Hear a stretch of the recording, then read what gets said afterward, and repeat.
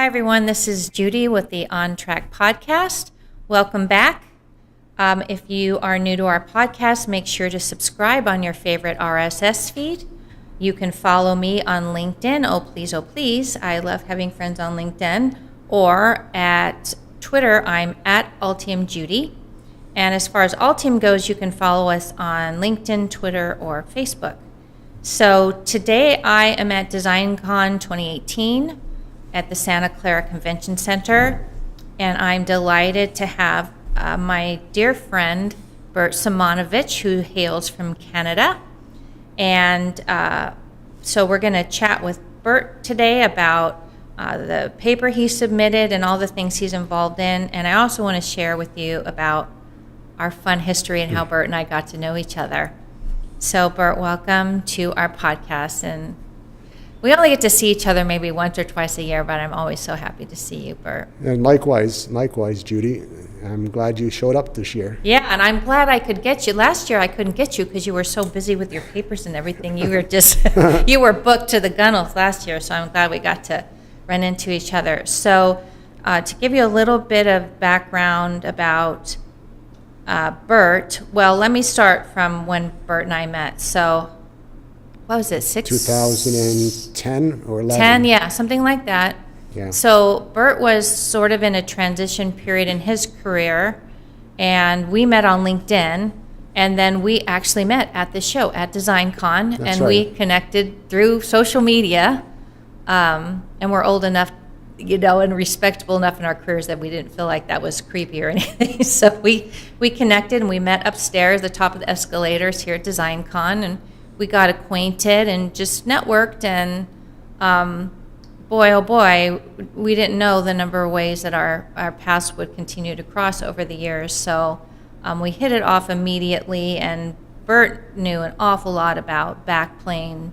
And tell me again, you worked for a huge company up in Canada. Okay, so yeah, we live in Ottawa area, and I started my career at Bell Northern Research, which was the research and development arm of Northern Telecom, or eventually Nortel in Bell Canada. There you go. So it's essentially the same as like the AT&T down here, right? The research and development. Right. And then that later got folded into the Nortel umbrella. And I was there my entire career. It was 32 years. Right. Until 2009 when they filed for bankruptcy. Whoopsie. And then my career ended. Abruptly ended. And that was kind of a shock. Mm-hmm. But I was fortunate that I was able to, wasn't worse off. We weren't in bad shape financially, so it didn't hit us like it hit others. Right. So I consider myself fortunate. What I missed was the day-to-day. Right. And not knowing what the future was, because at that time there was the downturn in the economy. That was Everything such a was hard down. time. So it's hard for everybody, and certainly harder for older ones. And we were able to get at it, fortunately, our pensions early. Right. And that's kind of kept us going. Yeah. So that's right about the time I met you, not long That's after right. that, right? Exactly. And so you're like, what am I going to do now? I have all this knowledge and expertise. How am I going to apply it? And so, on your own dime, you flew down here. We met, and I was hoping that, we were just networking to see how we could help one another professionally and whatnot. Since that time, boy, oh boy. I think there was IMS that you came up to Montreal. IMS, right. That's right. And then we met again there. We met at IMS, so then all of a sudden our lives started weaving, because I was in the RF and microwave space from the bareboard side, and then I was doing the guest blogging for Microwave Journal, and then you got to know all the folks, or you knew those folks in that space, and then you got to know the Microwave Journal folks who have since now launched the Signal Integrity Journal, and now you're on that editorial review board for that magazine. That's right. And now I think you just told me this is your first year now that you're in the technical review committee Technical program committee, for DesignCon. Right, for DesignCon. So you actually reviewed the papers then that were being submitted? Some papers, yes. Some. Yes. Did they divvy them up? How do they do that? Yes, they basically divvy it up for, there's quite a few reviewers for it. Yeah. And to get the diversity. Right. And one person just doesn't review, there's several people who review the same paper as well. Oh, okay. So it's not just one person of that paper, right, which is good. So, and not only is he reviewing papers, he's also submitting papers. So yes. I want to say congratulations that you are a finalist for best paper. Oh, thanks, Judy. For I don't know, the third time in a row now. Actually, 5. 5. You've been nominated that many times, or you've just submitted that? You've been nominated that many times. Yes. See, so you are like a rock star. Mm-hmm. So tell us about the paper that you submitted this year. Okay, this paper is actually a follow-up from last year's paper that I presented. And last year after I presented it, there was a great discussion afterwards. It was the end of the day, and there was no more papers after, and people that were interested stayed, and we had a good little wrap of things. And we're discussing some of my results, and although I was close, there was some doubt as to actually what it was, why there were still differences. And my co-author, Vladimir, he had an idea of that it's possibly due to causality of the metal. Okay. And Vladimir works for Mentor, and so we had this idea, and I had data and my technique, and we decided to collaborate and see how well it would work. So he incorporated his algorithms into the tool, and we checked it out, and that brought the data exactly right on. Wow. So this paper is kind of a wrap or closing the loop at the end of last year's paper. Basically, that's correct. It's kind of a follow-up in a way. And it kind of answers the question, right, that we were suspecting, right? Right. That people we discussed as a group were suspecting. So that was very satisfying when we had that. So we said, well, we've got to publish this now, so we'll do that. So it was a copper roughness issue. Well, it's part of modeling copper roughness, to model copper roughness properly and get the right model afterwards so you can do the simulations. Isn't that hard? I mean, it seems like copper roughness, which is the roughness for anyone that's not clear on this of our listeners, copper roughness is between the laminate and the copper, not on the top side it's on the bottom side where it's being bonded to the laminate. Right. But it's not always the same. No, the thing is with roughness, from a PCB manufacturing perspective, the rougher the better. Right, because it's adhesion. Peel strength, Peel exactly. Strength, right. Nowadays, for high speed, past 10 gigabit now, everything starts to matter. Right. And now people are talking 25 gigabit, 56 gigabit. Right. All this stuff lost now becomes a factor. So it turns out the rougher the copper, the higher the loss. Right. So how do you model that? If you don't model it correctly, you can't simulate it in advance. Exactly. So you need modeling techniques and accuracy. So there's been different models out there. One that's been very popular is the Huray model that was presented back in 2010, because I remember going to that presentation and knowing nothing. Tell me how to spell that, because I'm kind of a visual person. Huray? H-U-R-Y. Huray. Oh, okay, Huray. Huray. H-U-R-Y, okay. And that's basically, it was dubbed the Huray Snowball Model, because when you look at the roughness profile under an electron scanning microscope, it looks like a stack of snowballs type of thing. And that's where it got coined the Snowball Model. But it's the Huray model. And it's very accurate, shown that you get very good results measured to simulation. The problem is where do you get the parameters to feed that model? Back then, to get it, if you tuned the parameters, you can get an excellent fit. to the loss.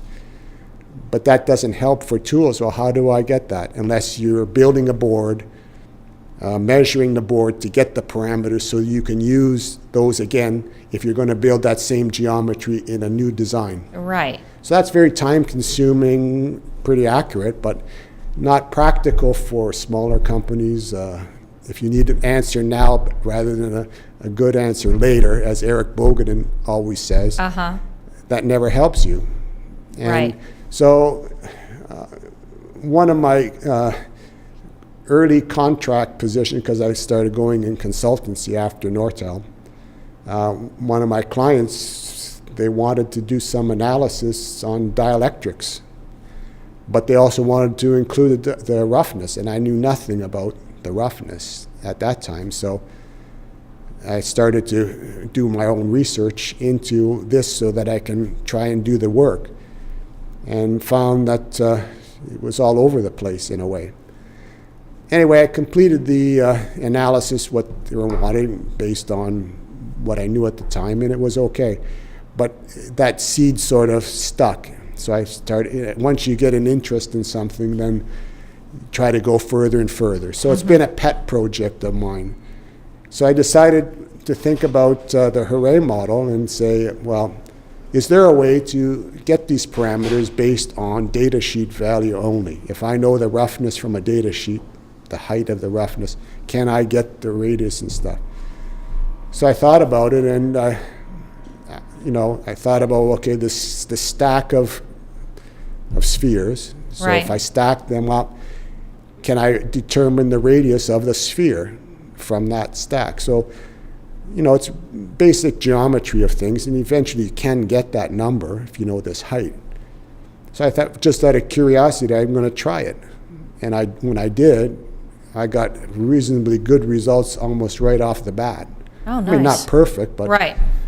And I can tweak things a little bit more, right? And I'm saying, okay. And that's how it kind of began. So it's been over kind of a few years, off and on. I did a paper earlier in 2015 when I first presented some of it. And that was quite successful.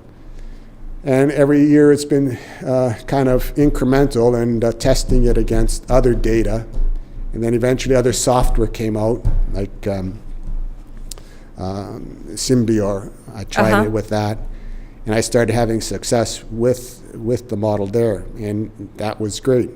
So it kind of went, so lately after that, then I started thinking about I'd never get the actual delay property. So in order to model things right, you need proper loss, and then also the delay property, or the phase.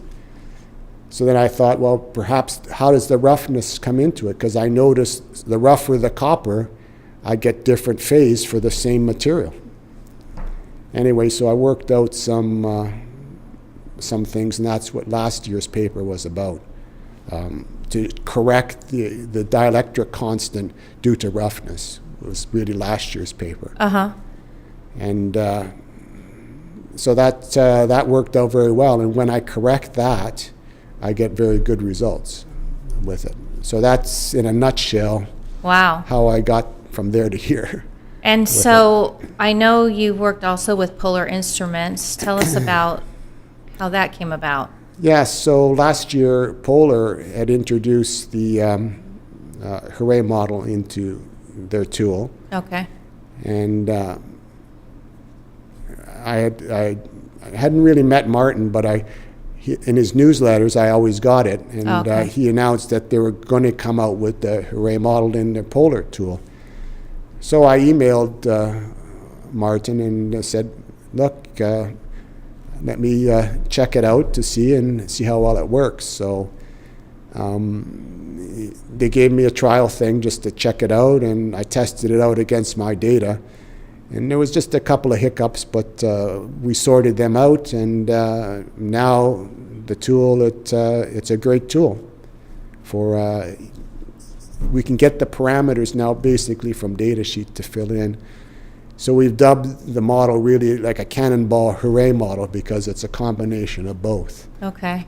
So. Well, Martin spoke, I think I shared this with you earlier, that in October, Martin Godian from Polar presented a talk at Altium Live in Munich, and I was chairing the room he was in, and he pulls up this stack of cannonballs, and you and I hadn't talked about this, and then he starts citing all this work by Bert Simonovich, and I about fell out of my chair. I'm like, my friend Bert? So I really love that, Bert, you've been such a collaborative force sort of in this industry about these models, and you know that you reached out to talk to Polar and really made it better, not so much in a self-serving way, but it's good for the industry, really. It's good for designers, right? Yeah, I think so. And so I really appreciate that generosity of spirit that you have, and it's what I liked about you when I first met you, and here we are all these years later. Who knew? That's right. So what's next, Bert? So tell us, okay, first of all, where can our listeners find your papers? Because I'm sure they'll want to get their hands on those. Yes. So I publish papers that I've published. I have on my website my company is LamsimEnterprises.com. Okay, spell that for us, because I think it might be obscure on the audio. Yeah, so it's Lamsim, LAMSIM, as in Mary, Enterprises.com. Okay, very good. Lamsim, and we'll try to put that in text somewhere related to this podcast so folks can find that. And then they can find your consulting services there as well, but then find all your papers there. Does DesignCon aggregate the papers that come out of the show? Oh, yeah, they have the proceedings. Oh, the proceedings, okay. Right, but only the attendees get the proceedings, right? That's or do right. They, okay, Yeah, right, if right, you, registered attendees if you right, register. so anyways, so they can come to your website is the bottom line. Right, so for my papers, I have my papers that I've published on my website. Great. And it's not just DesignCon, I've also done EDICon papers, and that's part of Signal Integrity Journal. Right. It's an offshoot of that, is EDICon. Right. And I've attended that the last 2 years. They were the first two, so they were in Boston. Yep. And that was a great time. Actually, you went to the first one I there. did. I went to the first one there. I can't believe how our lives have just become crossed our paths so many times. We just met each other here. Hey, and then next thing you know, and you met my wife. I met your wife. That's right. It was so sweet. We went on that trip. Oh, that trip. Bert and I got to go. Was it Quayside that sponsored that really neat to party? Boston to the. What was that? The Fenway. Fenway. We got to go to Fenway Park and have a private party at night, and overlooking the fields. And they brought out their. What are those?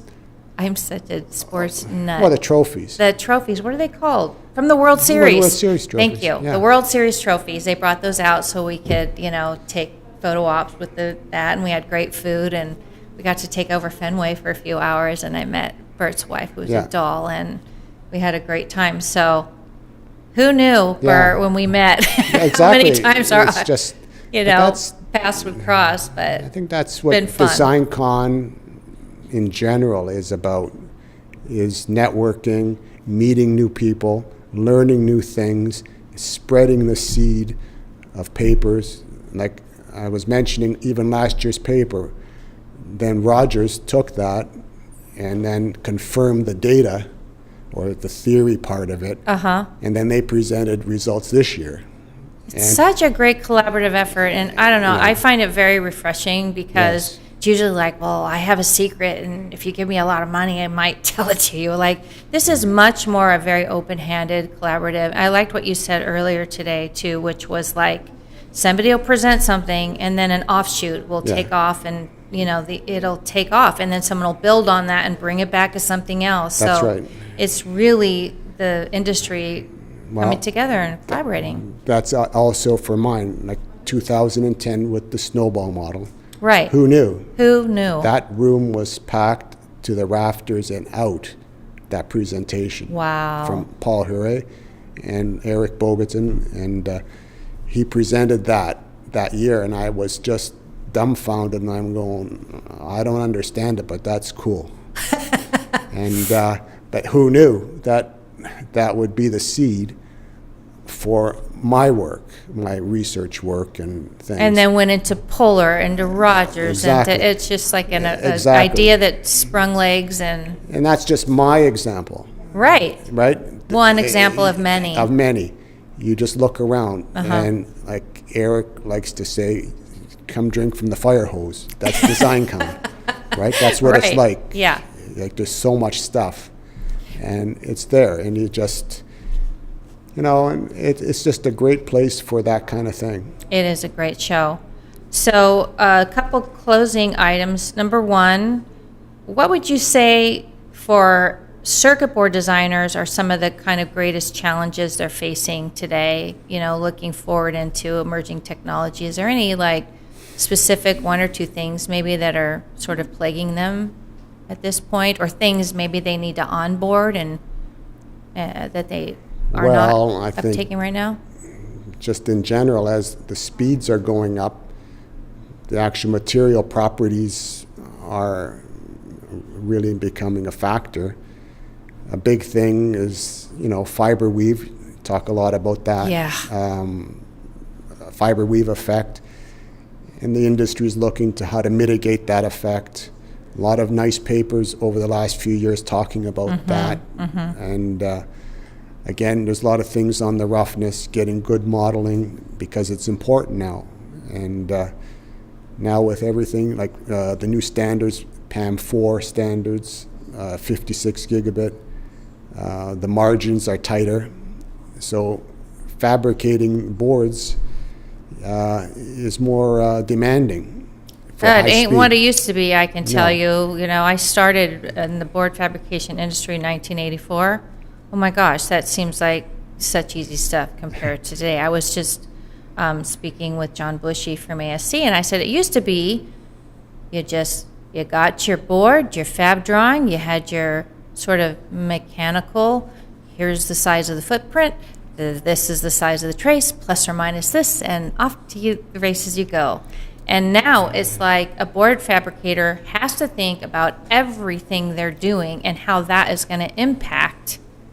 You can, at a board shop, make a board and be well within IPC standards, and it's still not performing to the designer's intent. I think it's not just the board shop. I think sort of the industry as well, to specify what you want properly in your fabrication notes. So that fabrication notes? No, but... what I'm saying is documentation, I think, is an issue. Yes, and the thing is, what I'm seeing is if you want consistent results and you want to know, you have to nail down your design. Basically, you need to nail down, not allowed to let the fabricator substitute material for different weaves, for instance. Right. If you have a stack up that you first designed, it's got to be included, that verbatim, on the fabrication notes. That you must use this material, right? This weave, you right. can't substitute, and you can't play around with all the line widths and space to do things different. By specifying things on the notes, that restricts what they can do anyway. Right. But you should end up getting what you want that way. Right. Otherwise, you may not. Right. And you had told me earlier in your consultancy business that you will talk about, modeling certainly, but then you also give them the added benefits of sort of giving them some guidelines of how to spec in these. Yeah. So typically, when a lot of my business is design reviewing boards before fabrication. After they do the design, like Altium board, the designer would lay it out. So now there's a design review at the end. Right. So some of the clients, they like to get some review over that visual review. And I do that sort of thing for them. But as part of that, I review the stack up, even from the board shop, because the stack up, people are human, could make an error. Right. Typo, or a lot of times they're just templates and they don't cut and paste properly or something, right? Right. And it may not be correct.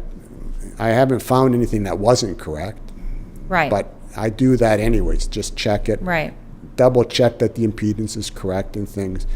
But on top of that, I also say that I'm going to review their fabrication notes so that, to ensure there's consistency there. And usually I find that a lot of these are smaller companies and things, or startups. They're not aware of what's sort of needed, or they have one set of fab notes and they have the same design all over. They just use it over and over, but that could add confusion in the shop. So absolutely. At the end of the day, part of the thing is part of the design review. It's also part of a bit of educating as well to some clients. Absolutely. So they realize some of the importance. Yeah.